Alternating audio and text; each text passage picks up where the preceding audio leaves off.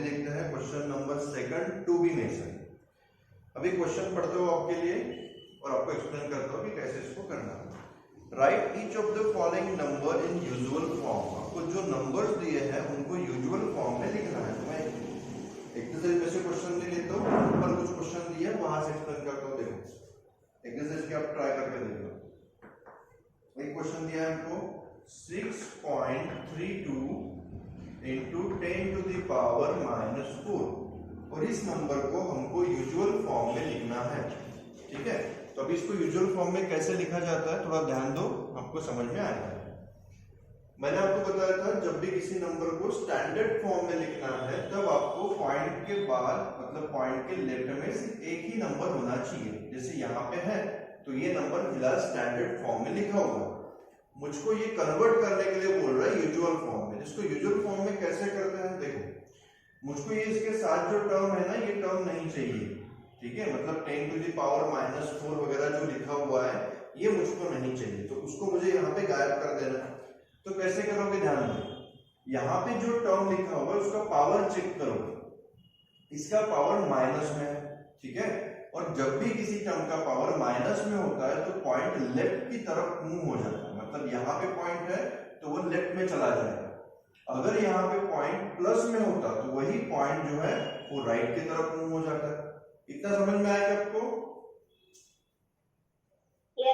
हाँ, मतलब क्या बोला मैंने, यहाँ पे जो 10 टू द पावर वाली वैल्यू दी होती है वो पावर वाली वैल्यू आपको चेक करनी है। अगर पावर वाली वैल्यू माइनस में दी है तो पॉइंट लेफ्ट में जाएगा, अगर पावर वाली वैल्यू प्लस में दी है तो पॉइंट राइट में चला जाएगा। यहाँ पे माइनस में दिया है तो पॉइंट को पीछे जाना चाहिए। इतना मुझे समझ में आएगा। अभी कितना पीछे लेके जाना है, तो यहाँ पे लिखा हुआ है 4, तो पॉइंट 4 डिजिट पीछे चला जाएगा। ठीक है, इतना आपको समझ में आ गया होगा। अभी मैं आपको करके दिखाता हूँ कि एक्चुअल में ये होगा कैसे। तो ध्यान दो, अगर ये पॉइंट 4 नंबर पीछे चला गया, मैं इसको लिख लेता हूँ पहले तो 632। फिलहाल पॉइंट यहाँ पे है, एक नंबर हो गया 6, दूसरा नंबर मेरे पास है नहीं तो मैंने ले लिया 0, तीसरा नंबर भी मेरे पास नहीं है मैंने फिर से ले लिया 0, चौथा नंबर भी मेरे पास नहीं है तो मैंने फिर से ले लिया 0, और अभी उसके बाद मैं लूंगा पॉइंट, और पॉइंट के लेफ्ट में एक बार फिर से आप 0 लिख दोगे तो आपका आंसर हो गया 0.000632। समझ में आया क्या?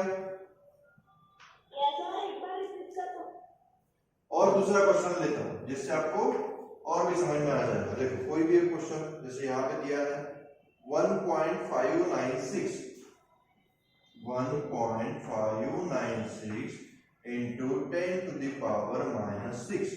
ये एक मेरे पास क्वेश्चन है, तो ध्यान दें। मैंने सबसे पहले आपको क्या बताया, 10 का पावर चेक करो। 10 का पावर अगर नेगेटिव में दिया हुआ है तो ये पॉइंट लेफ्ट की तरफ चला जाएगा, और 10 का पावर प्लस में दिया है तो ये पॉइंट राइट की तरफ चला जाएगा। इसका पावर माइनस में है, मतलब हमको इतना समझ में आ गया कि लेफ्ट की तरफ जाने वाला है। ठीक है, और अगर लेफ्ट की तरफ जाने वाला है तो कितनी बार जाने वाला है, तो 6 दिया हुआ, मतलब 6 डिजिट वो पीछे की तरफ जाएगा। तो मैं इसको पहले एज इट इज लिख लेता हूं, यहाँ पे 1596 मैंने इसको एज इट इज लिख लिया है। अभी 1 के बाद जो पॉइंट है वो यहां से 6 डिजिट पीछे आना चाहिए, तो एक डिजिट तो ये 1 हो गया। ठीक है, दूसरा डिजिट मेरे पास है नहीं तो मैंने 0 लिया, तीसरा भी नहीं है तो 0, 4, 5 एंड 6 डिजिट पीछे जाएगा। मैंने बोला था पहला डिजिट तो 1 हो गया, second, third, fourth, fifth and 6, और 6 के बाद पॉइंट दे दोगे और उसके पहले लिख दोगे 0, तो आपका आंसर आ गया 0.00001596। समझ में आया आपको? हाँ हाँ, और मैंने आपको कल ही बताया था, लास्ट मिनट में बताया था कि अगर कोई लेट आता है तो उसको मैं क्लास में अलाउ नहीं करूंगा। ठीक है, अभी 10 मिनट हो चुके हैं, इसके बाद मैं किसी को भी अलाउ नहीं करूंगा क्लास में। समझ में आ गया आपको ये क्वेश्चन? तो इसका यूज करके आप सेकंड वाले क्वेश्चन को इजीली सॉल्व कर पाओगे। उसी तरह से कुछ क्वेश्चन आपको दिए हैं नीचे भी, जिसमें बोला है इसमें से कौन सा बताओ, आप ही बताओ। थर्ड वाला क्वेश्चन है, फोर्थ है, कौन सा बताना है इसमें से? ये फोर्थ वाला बता दूं? यस, फोर्थ वाला क्वेश्चन ले लेते हैं। देखो इसमें कुछ अलग टाइप का दिख रहा है आपको, तो वो मैं आपको एक्सप्लेन कर देता हूं। तो इसका यूज करके आपको स्टैंडर्ड फॉर्म में लिखने के लिए बोला है, तो आप इजीली उसको लिख पाओगे, कोई भी उसमें आपको दिक्कत नहीं आएगी। और आती है तो नेक्स्ट वीडियो में पूछ लेना। चलो अभी देख रहे हैं हम लोग question number 4। Mass of the earth is, आपको अर्थ का मास दिया हुआ है, मास ऑफ द अर्थ है, तो मैं इसको me करके लिख लेता हूं यहाँ पे 5.97 इंटू 10 टू द पावर 24। काफी ज्यादा मास है, केजी में दिया हुआ है, तो यहाँ पे लिखो केजी, ठीक है। उसके बाद mass of the moon, mass of the moon है तो m करके लिख रहा हूं यहाँ पर 7.35 into 10 to the power 22 kg. इतना मास है हमारे मून का। What is the total mass of the two? तो दोनों का मिला के मास कितना है, ऐसा वो हमको पूछ रहा है। तो देखो करके देखते हैं, दोनों का मिला के मास कितना है ये आपको पूछा है। तो यहां पे लिखता हूं टोटल मास, अब इसकी टोटल कर लेंगे। तो मेरे पास लिखा हुआ है 5.97 इंटू 10 टू द पावर 24 और उसके साथ प्लस में है 7.35 इंटू 10 टू द पावर 22, ठीक है। इस तरह से मेरे पास दो टर्म्स है। पहली टर्म है 5.97 into 10 to the power 24 plus 7.35 into 10 to the power 22। इस तरह से हमारे पास में टर्म्स है। अभी यहाँ पे आप चेक करो, इसका पावर है 24 और इस वाली टर्म का पावर है 22। दोनों का पावर सेम नहीं है, तो मुझे क्या करना पड़ेगा, अगर मैं यहां से किसी टर्म को कॉमन निकालना चाहता हूं तो कॉमन निकालने के लिए मुझको क्या करना पड़ेगा, तो दोनों टर्म्स आपकी सेम होनी चाहिए। मतलब अगर इधर 10 टू द पावर 22 लिखा है तो यहाँ पे भी 10 टू द पावर 22 ही होना चाहिए, तभी आप उसमें उसको कॉमन निकाल के सॉल्व कर पाओगे। तो ध्यान दो, यहाँ पर मैं क्या कर सकता हूँ, 10 टू द पावर 24 है, इसको अगर मैं कम करना चाहूँ, मतलब 10 टू द पावर 22 अगर मुझे करना होगा तो इस नंबर को 2 से मल्टीप्लाई कर देना पड़ेगा। मतलब वही कि 10 टू द पावर 2 से आप इसको अगर मल्टीप्लाई कर दोगे तो उसके बाद यहाँ पे 10 टू द पावर 22 ही बचेगा। उसी तरह से यहाँ पे भी अगर आप यहाँ पे 10 टू द पावर 24 लाना चाहते हो तो इस टर्म को 100 से आपको डिवाइड करना पड़ेगा, जिससे ये हमारी टर्म वहां पे आ जाएगी। तो सिंपल क्या है, ये वाला है, मैं क्या कर लेता हूं ना, इसका जो पावर 24 है, 24 में से अगर 10 का पावर 2 हमने इसको मल्टीप्लाई कर दिया तो मुझे बताओ 10 का पावर 2 मतलब क्या होता है,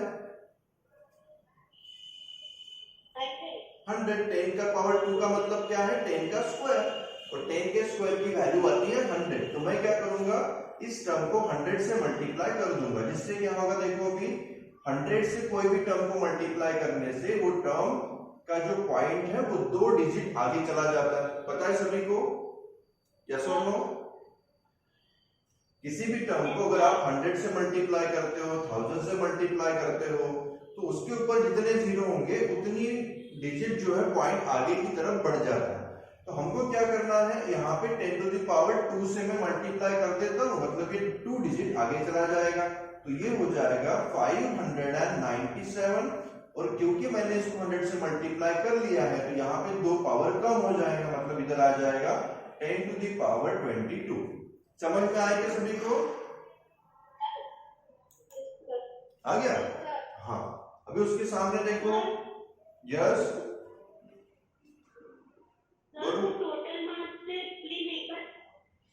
क्या हुआ,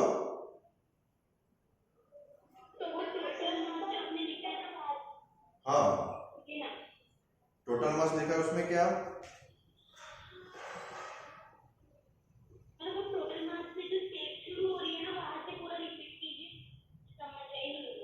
ठीक है ना, बता दो, फिर से बता दो।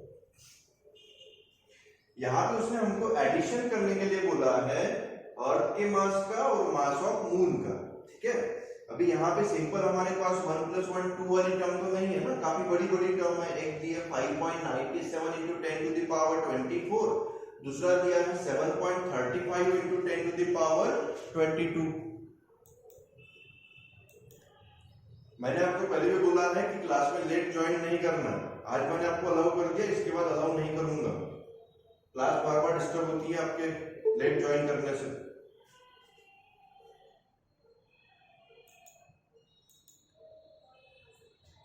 तो यहाँ पे हमारे पास दोनों के अर्थ के और मून के मास लिखे हुए थे, वो मैंने यहाँ पे एडिशन में लिख लिए हैं।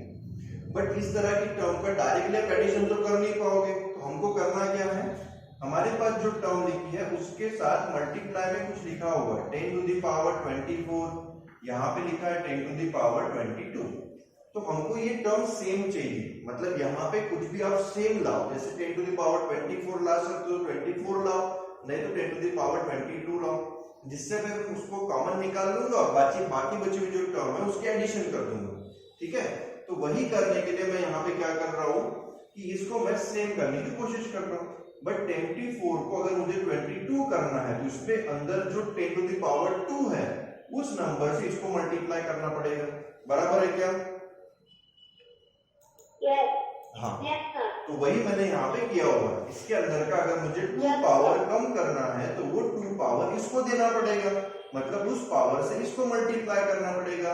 और 10 का पावर 2 का आंसर आता है 100, और इसीलिए मैंने इसको 100 से मल्टीप्लाई कर दिया। तो 100 से मल्टीप्लाई करने पे ये पॉइंट 2 डिजिट आगे चला गया और यहाँ पे मुझे नई टर्म मिली 597। समझ में आया क्या भाई? हाँ, और उसके बाद वाली टर्म में तो कुछ भी करने की जरूरत नहीं है, क्योंकि ऑलरेडी हमारे पास यहाँ पे 10 टू द पावर 22 ही है। अभी देखो इसका मुझे कैसे क्या फायदा होगा, प्लस के लेफ्ट में भी 10 टू द पावर 22 है, प्लस के राइट में भी 10 टू द पावर 22 है, तो इसको मैं निकाल दूंगा कॉमन और मेरे पास बचेगा ब्रैकेट में 597 plus 7.35 into 10 to the power 22। मैंने यहाँ पे 10 टू द पावर 22 को कॉमन निकाल लिया है, और अगर मैं इसको कॉमन निकाल दूंगा तो उसके बाद बची हुई जो टर्म्स है वो सिंपली एक दूसरे के साथ ऐड हो जाएंगे। तो कर लो इसको ऐड। 597 में अगर 7 ऐड करोगे, देखो ये एडिशन काफी बच्चों को नहीं आती है तो वो मैं बता देता हूँ। 597 में हमको 7.35 ऐड करने के लिए बोला है, तो पॉइंट के बाद की जो टर्म है वो बराबर पॉइंट के बाद की टर्म के नीचे ही आनी चाहिए।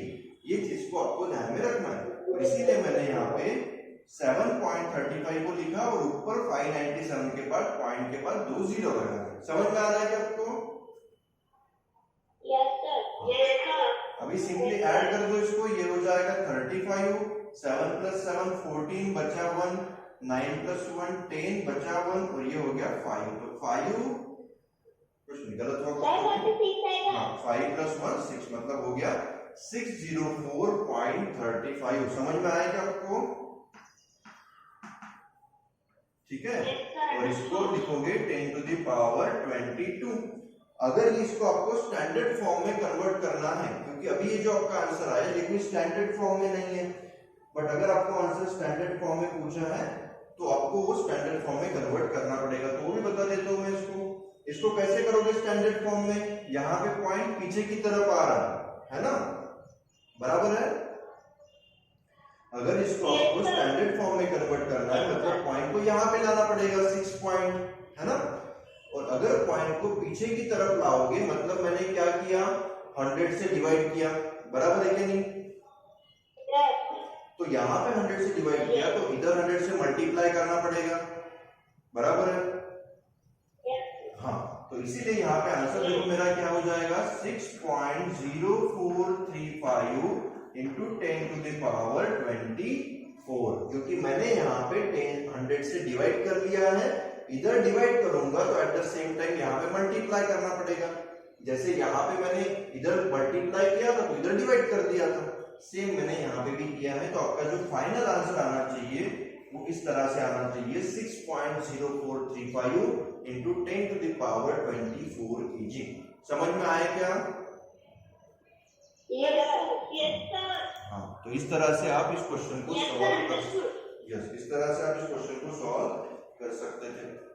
ठीक है, इसके बाद फिफ्थ वाला क्वेश्चन तो सिंपल ही है, स्टैंडर्ड फॉर्म में करना है, बट थोड़ा सा अलग टाइप का है तो बता देता हूँ मैं। ठीक है, इसको रख करके पहला वाला स्टैंडर्ड फॉर्म अलग था, ये वाला स्टैंडर्ड फॉर्म थोड़ा डिफरेंट है, तो भी एक्सप्लेन कर देता हूँ आपको एक बार।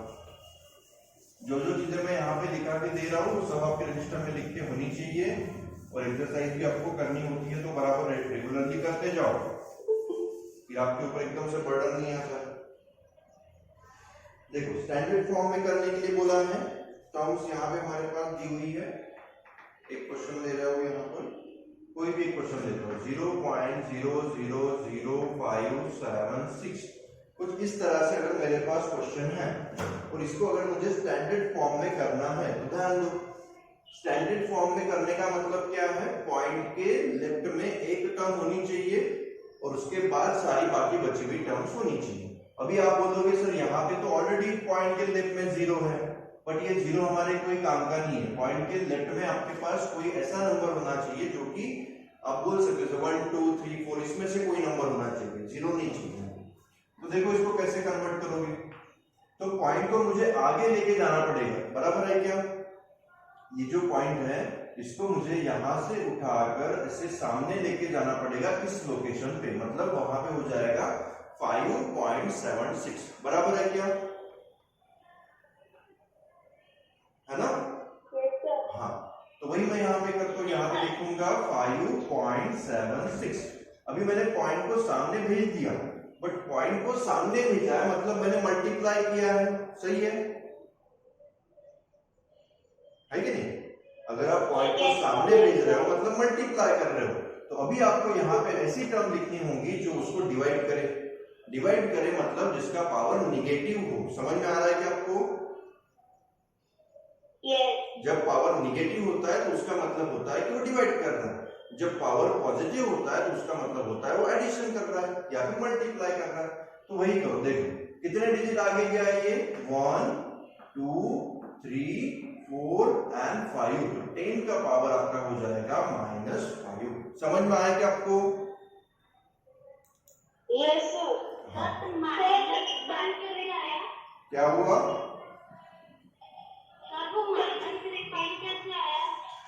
उसको हमने माइनस साइन क्यों दिया, हाँ सर उसको पीछे लेके गए इसलिए माइनस साइन आया ना। हाँ, जब भी पॉइंट पीछे जाता है तो सामने जो आपका आंसर आएगा वो प्लस में आएगा, मतलब पावर जो आएगा वो प्लस में आएगा, ठीक है। और जब भी आंसर सामने जाता है मतलब पॉइंट आगे की तरफ जाता है तो उस समय आपका आंसर माइनस में आएगा। क्यों आएगा ये भी मैं आपको ऑलरेडी अभी यहाँ पे एक्सप्लेन कर चुका हूँ, समझ में आएगा आपको। Yes sir. कोई डाउट है क्या, कोई डाउट है।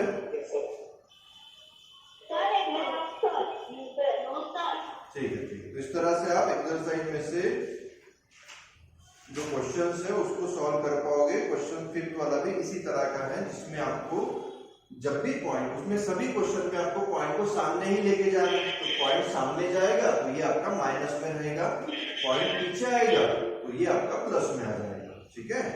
ये चीज आपको ध्यान में रखना है।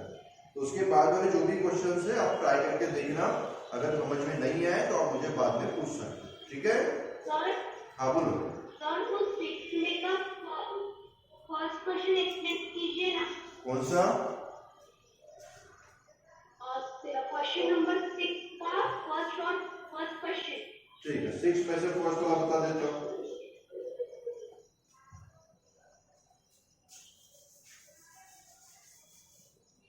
ध्यान दो, 6 में से फर्स्ट क्वेश्चन कैसा है, देखो हमारे पास लिखा हुआ है 1 माइक्रोन इज इक्वल टू 1/1 के ऊपर कितने जीरो है, 1 2 3 4 5 6 express it in a standard form. इसको हमें स्टैंडर्ड फॉर्म में लिखने के लिए बोला है, तो चलो करके दिखाता हूं मैं। हमारे पास जो टर्म है वो लिख लेता हूं मैं यहाँ पे 1/1 के ऊपर 6 जीरो लगाए हुए हैं, ठीक है। 1 2 3 4 5 6। अभी हमको ये चीज मालूम है कि किसी भी टर्म को अगर आप इस तरह से किसी टर्म से डिवाइड करते हो, मतलब 10 से 100 से 1000 से 1 लाख से 10 लाख से, ऐसी कोई भी टर्म से अगर आप डिवाइड कर रहे हो तो उसके ऊपर जितने जीरो होते हैं उतना पॉइंट पीछे की तरफ आ जाता है, ये मालूम है आपको। हाँ, तो वही मैं यहाँ पे करूंगा, मैं 1 को लिख लेता हूं और 1 के पीछे मतलब 1 2 3 4 5 6 टाइम्स पॉइंट पीछे चला जाएगा। फिलहाल पॉइंट यहाँ पे है, 6 पॉइंट पीछे चला गया तो ये हो गया 1 2 3 4 5 6 और यहाँ पे आ जाएगा पॉइंट। तो ये मेरा यहाँ पे होना चाहिए नॉर्मल टर्म। समझ में आया आपको यहाँ तक? बट ये हमारा कोई फाइनल आंसर नहीं है। हमको फाइनल आंसर निकालना है, मतलब हमको क्या करना है, इसको स्टैंडर्ड फॉर्म में कन्वर्ट कराना है। तो इसको स्टैंडर्ड फॉर्म में कन्वर्ट कैसे कराऊंगा देखो भी मैं।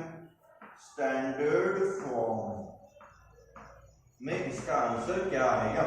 स्टैंडर्ड फॉर्म में आंसर लाने के लिए मुझको ये पॉइंट यहाँ पे चाहिए, मतलब 1 पॉइंट ऐसा वो होना चाहिए। तो देखो मैं इसको कैसे करूंगा, 1 पॉइंट मुझे चाहिए, तो मैंने ये 1 कर दिया, उसके बाद पॉइंट करके 0 लिखने का कोई मतलब ही नहीं है, क्योंकि लिखा नहीं दिया तो भी उससे कोई फर्क नहीं पड़ता, इसलिए मैंने यहाँ पे सिंपली लिख दिया 1। अभी उसके बाद देखो 10 टू दी पावर कितना देना है ये हमको समझना है। तो देखो इधर ये जो टर्म है वो मैं आगे लेके गया हूं। तो मैंने पहले ही बताया था जब भी आप पॉइंट को आगे लेके जाओ यहाँ पे आपका जो पावर आएगा वो माइनस में आएगा। तो करके देखते हैं कितना पावर आगे लेके जाओ। हाँ, तो 1 2 3 4 5 6, तो 10 का पावर क्या हो जाएगा आपका -6। समझ में आ गया? ठीक है, तो इस तरह से आप कर पाओगे। और उसका जो यूनिट जो है वो मीटर दिया होगा, तो इसका भी यूनिट आपका, इसका यूनिट भी आपका मीटर ही रहेगा। यस सर, अगर हमें कोई नंबर को मिलीमीटर, मतलब मिलीमीटर को अगर हमें स्टैंडर्ड फॉर्म में करना रहा तो कैसे करेंगे? सभी इसमें आपको करना सेम ही है। स्टैंडर्ड फॉर्म में करने के लिए बोलेंगे तब आपको सेम ही करना है, सिर्फ उसका यूनिट मिलीमीटर में आ जाएगा बस।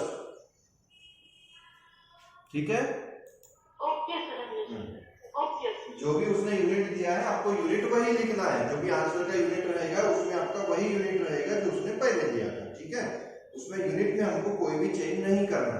और बाकी सब मेथड तो मैंने आपको समझा दिए, बस इसी मेथड का यूज करो, काफी इजीली आप कर पाओगे।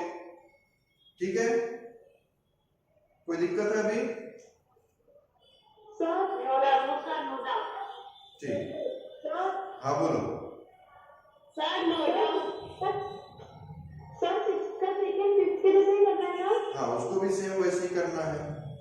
पहले केस में आपको इस तरह के फॉर्म में दिया था, दूसरे केस में डायरेक्ट यही दिया है, जिसको तो आप इजीली कर सकते हो, अभी मैंने करके दिखाया है ना। ठीक है, यस सर। हाँ, यस सर। आज मैं आपको क्लास में अलाउ कर रहा हूँ, बट कल से मैंने आपको बता दिया, मैं आपको लिंक भेजूंगा, उसके बाद 10 मिनट का आपके पास टाइम रहेगा, उसके अंदर आप ज्वाइन करते हो तो आप क्लास कर पाओगे, नहीं तो मैं आपको क्लास में अलाउ नहीं करूंगा। और बाकी टीचर्स को बता दूंगा तो वो भी आपको पूरे दिन भर क्लास में नहीं लेंगे। आप स्कूल में अपने मन से कभी भी आ सकते हो क्या? नहीं ना, आपके स्कूल का जो टाइम है उसी टाइम पे आपको स्कूल में प्रेजेंट रहना होता है। अभी हमारी वर्चुअल क्लासरूम चल रही है, तो यहाँ पे भी आपको वही करना है, जो आपका टाइम दिया हुआ है उसी टाइम पे आपको क्लास को ज्वाइन करना है, भले आप 5 मिनट लेट हो जाओ। अगर किसी की नेट का कोई प्रॉब्लम है या फिर कोई प्रॉब्लम आ रहा है तो वो 5 मिनट 10 मिनट लेट हो सकता है, बट आप एक आध घंटा लेट आ रहे हो, बढ़िया अपनी फुर्सत से नाश्ता वास्ता करके घूम फिर के फिर जब तुम्हारा मन करेगा तब आओगे, ऐसा नहीं चलेगा इसके बाद। ठीक है, यस सर। Yes sir. जो बच्चे लेट आए वो तो यस सर बोलते ही नहीं है, जो पहले से क्लास में ज्वाइन है वही यस सर बोल रहे हैं, मतलब उनको को समझ में आता भी है या नहीं तो क्या मालूम।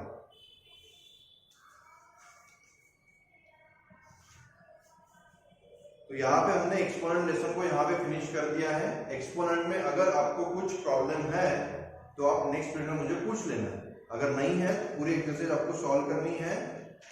ठीक है, और नेक्स्ट जब भी आपका चेकिंग रहेगा उसमें आपको दिखाना पड़ेगा।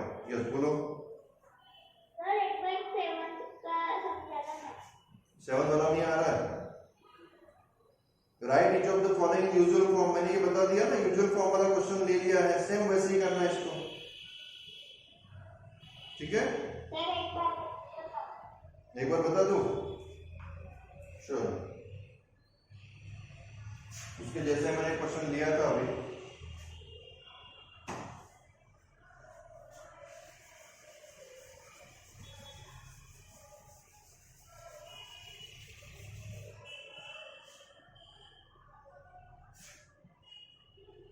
देखो उसमें क्वेश्चन दिया है कुछ इस तरह से, 1.596 इंटू 10 टू द पावर -6।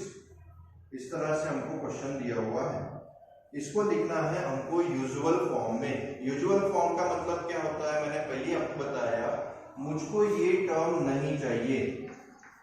अगर मुझको ये टर्म नहीं चाहिए तो मुझे क्या करना पड़ेगा, इसका जो भी पावर दिया है उस पावर से उसको मल्टीप्लाई करना पड़ेगा या फिर डिवाइड करना पड़ेगा। अगर यहाँ पे वैल्यू प्लस में दी है तो मल्टीप्लाई करो, मैंने पहले बता दिया, और अगर यहाँ पे वैल्यू माइनस में दी है तो डिवाइड करो। ठीक है, यहाँ पे वैल्यू माइनस, यस सर एक पेज पॉइंट पीछे जाना पड़ेगा ना? हाँ, मतलब मल्टीप्लाई करने पे पॉइंट आगे जाता है, ये तो सभी को मालूम है ना। वैल्यू बढ़ जाती है मल्टीप्लाई करने पे, सिंपल है। Yes sir. 2 को अगर 100 से मल्टीप्लाई करोगे तो ये 200 हो गया, मतलब वैल्यू बढ़ गई ना। Yes sir. मतलब पॉइंट क्या हो गया, फिलहाल पॉइंट यहाँ पे था, अभी वो 2 डिजिट आगे सरक गया है। ठीक है, और जब डिवाइड करते हो तब तो क्या होता है, देखो 2 को अगर 100 से डिवाइड करूंगा तो ये हो जाएगा 0.02, मतलब वैल्यू छोटी हो गई। बराबर है कि नहीं, यस और नो? हाँ, तो यहाँ पे भी हमको वही करना है। अगर ये पावर माइनस में दिया है तो पॉइंट पीछे आएगा, अगर ये पावर प्लस में दिया है तो पॉइंट आगे चला जाएगा। ये माइनस में दिया है तो इसको पीछे लेके आएंगे। देखो पहले लिख लेता हूं मैं 1596 एज इट इज। फिलहाल पॉइंट यहाँ पर है, यहाँ से वो 6 डिजिट पीछे जाएगा, तो एक डिजिट हो गया 1, second digit 0, third digit 0, fourth, fifth, 6, और उसके बाद दे दोगे पॉइंट, और उसके बाद लिख दोगे 0, तो 0.0000001596। और जो भी उसका यूनिट दिया होगा, कुछ यूनिट दिया नहीं है तो फिर कुछ भी लिखने की जरूरत नहीं है, वही आपका आंसर रहेगा। समझ में आया क्या? Yes sir. यस, तो आप इस तरह से इस क्वेश्चन को सॉल्व कर सकते थे। ठीक है, समझ में आया क्या आपको? सर लेकिन पॉइंट के पहले 0 नहीं चाहिए ना? हाँ, सर पॉइंट के पहले 0 नहीं चाहिए, 0 इस क्वेश्चन में आपको स्टैंडर्ड फॉर्म में लिखने के लिए नहीं बोला है, इस क्वेश्चन में आपको यूजुअल फॉर्म में लिखने के लिए बोला है। कंफ्यूज मत हो जाओ, यूजुअल फॉर्म बोले तो ऐसे लिखना है उसको, मतलब 10 के पावर के फॉर्म में कोई भी टर्म उसके साथ नहीं चाहिए, इसको बोला जाता है यूजुअल फॉर्म। स्टैंडर्ड फॉर्म का मतलब क्या है, ये वाला, मतलब पहले आपको स्टैंडर्ड में दिया था उसको यूजुअल में करना है, कभी कभी यूजुअल में दिया रहेगा इसको स्टैंडर्ड में करना है। तो क्वेश्चन पढ़ के आपको उसको सॉल्व करना है बराबर। समझ में आया अभी? यस और नो? हाँ, इस तरह से आप एक्सरसाइज 2B को कर सकते थे। अभी हम लोग नेक्स्ट वाला लेसन स्टार्ट करते हैं, जो है हमारा स्क्वायर एंड स्क्वायर रूट्स। ठीक है, ये एक्सरसाइज को और इसके पहले वाली एक्सरसाइज को आप रजिस्टर में सॉल्व कर लेना। कोई भी दिक्कत रहती है तो नेक्स्ट में उसको पूछ लेना, कोई प्रॉब्लम नहीं है। जब भी कुछ डाउट रहे तो फ्रैंकली पूछ लिया करो, कोई प्रॉब्लम नहीं है। अभी देखो हमारा नेक्स्ट लेसन जो है वो है स्क्वायर एंड स्क्वायर रूट्स।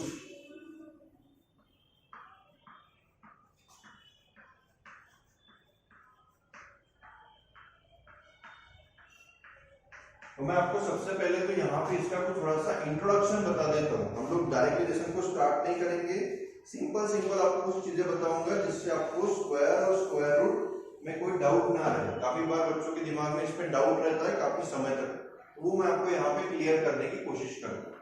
सबसे पहले तो ये समझो कि किसी भी टर्म के स्क्वायर का मीनिंग होता क्या है। सबसे पहले हमको समझना है what is mean by square of any term. किसी भी टर्म का स्क्वायर क्या होता है, तो ध्यान दो, अगर मुझे 3 का स्क्वायर करना है तो उसको मैं इस तरह के फॉर्म में लिखता हूं 3 टू द पावर 2। इसका मतलब हुआ कि वो टर्म का मुझको स्क्वायर करना है।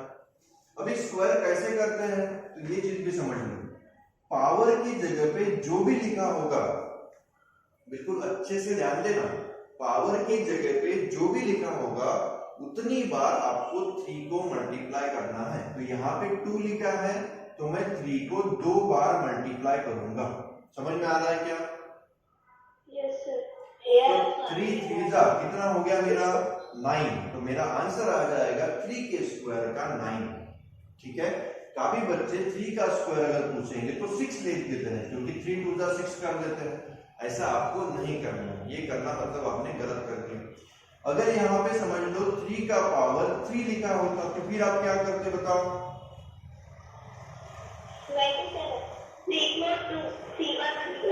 मतलब यहाँ पे क्या लिखूंगा मैं? 3 इंटू 3 इंटू 3। तो आंसर क्या आएगा? 27। ठीक है, 27 आ रहा है। इसी का आंसर 27 के अलावा और कुछ आ रहा है क्या? ठीक, समझ में आ गया आपको? 3 3 जा 9 और 9 3 जा 27। तो आपका आंसर यहाँ पे 27 आना चाहिए। कुछ बच्चे 3 3 जा 9 लिख देते हैं, जो बिल्कुल भी गलत है। आएगा समझ में? हाँ, तो इस तरह से आप इस वाले क्वेश्चन को कर सकते हो। अगर 3 का पावर यहाँ पे 5 दिया है तो क्या करोगे? 3 को 5 टाइम्स मल्टीप्लाई करना पड़ेगा। 3 इंटू 3 इंटू 3 इंटू 3 इंटू 3। बताओ आंसर क्या आएगा?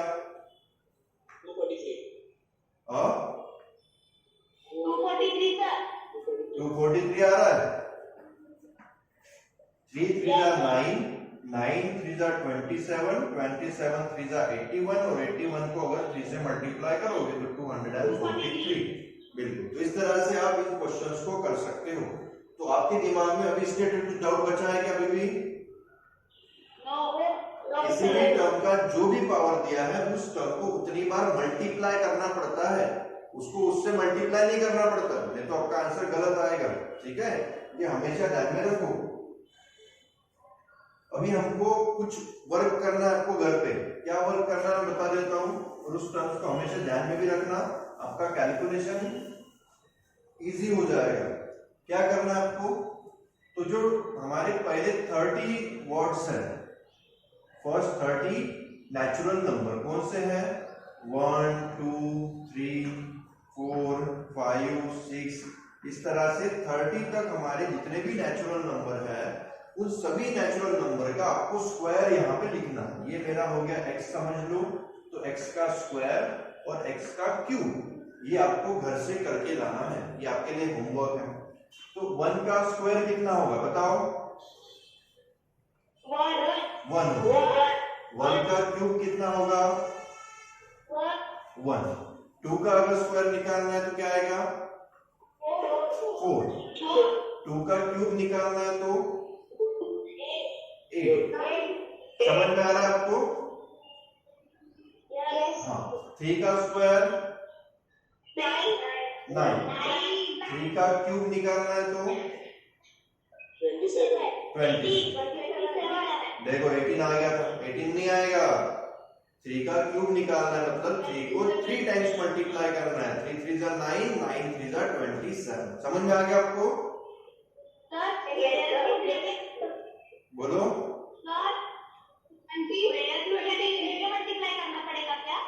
क्यूब का मतलब है 3 बार मल्टीप्लाई करो, स्क्वायर का मतलब है 2 बार मल्टीप्लाई करो। ठीक है, इसको 3 को ही, 9 को नहीं करना है, 3 को ही करना है। 4 का करोगे तो 4 का स्क्वायर 4 4 जा 16 और 4 का क्यूब 64, 16 4 जा 64। समझ में आ गया आपको? तो इसी तरह से आपको होमवर्क क्या है, 30 तक आपके टोटल 30 तक के स्क्वायर और क्यूब आपको आपके रजिस्टर में लिखने हैं। ठीक है? और ये कैलकुलेशन खुद करके देखो, कैलकुलेटर का यूज करके मत करो। ठीक है, खुद अगर कैलकुलेट करके देखोगे तो आपको इसमें से काफी सारे स्क्वायर्स लर्न भी हो जाएंगे और काफी सारे स्क्वायर और क्यूब भी आपके लर्न हो जाएंगे। अगर कैलकुलेटर से करोगे तो आपका कुछ भी लर्न नहीं होगा, सिर्फ देख देख के लिख लोगे, उसका कोई भी फायदा नहीं होगा। समझ में आया क्या? ये सब कैलकुलेशन आप खुद करो, 30 तक के सभी स्क्वायर्स लिखो, 30 तक के सभी क्यूब लिखो। ठीक है, और उसके बाद हम लोग फिर स्क्वायर एंड स्क्वायर रूट वाला हमारा जो लेसन है उसको स्टार्ट करेंगे। ठीक है? हाँ, अभी थोड़ा सा मैं आपको इंट्रोडक्शन दे देता हूँ स्क्वायर रूट के बारे में भी।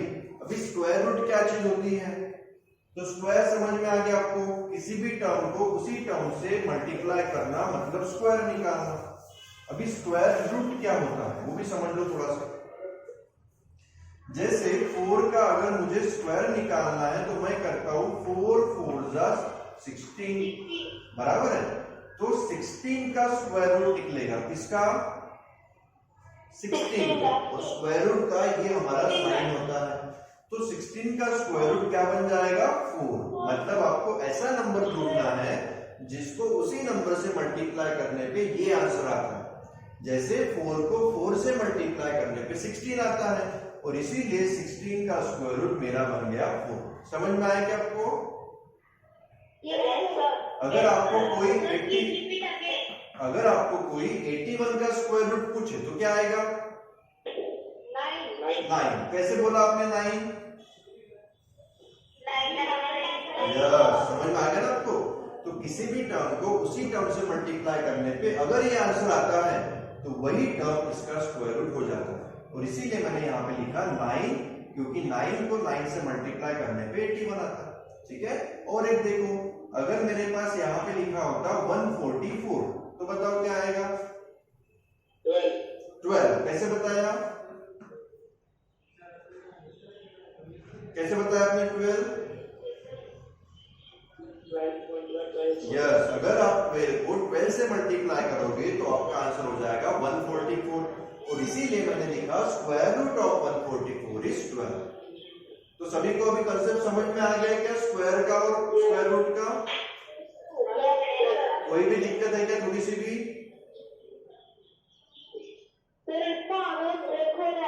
कौन सा? ठीक है, मैंने क्या बोला कि आपको ये जो कंसेप्ट है वो समझ में आ गया क्या? हाँ, आपको नोटबुक में 30 तक के स्क्वायर्स, 30 तक के स्क्वायर्स और 30 तक के क्यूब्स आपको आपके रजिस्टर में लिख के लाने हैं। ठीक है? यस, 4 का स्क्वायर 16 होता है। हाँ, 4 का स्क्वायर 16 होता है और 16 का स्क्वायर रूट 4 होता है।